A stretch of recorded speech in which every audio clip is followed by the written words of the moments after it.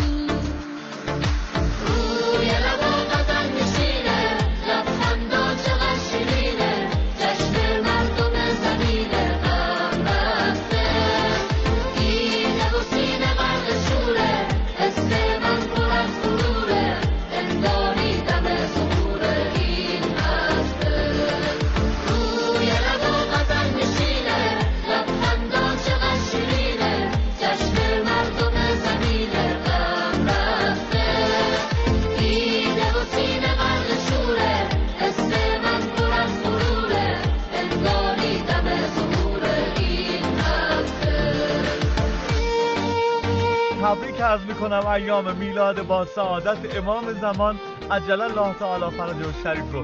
ممنونیم که تو خونه هاتون میمونید تا انشاءالله بیاری خداوند کرونا رو شکست بدیم.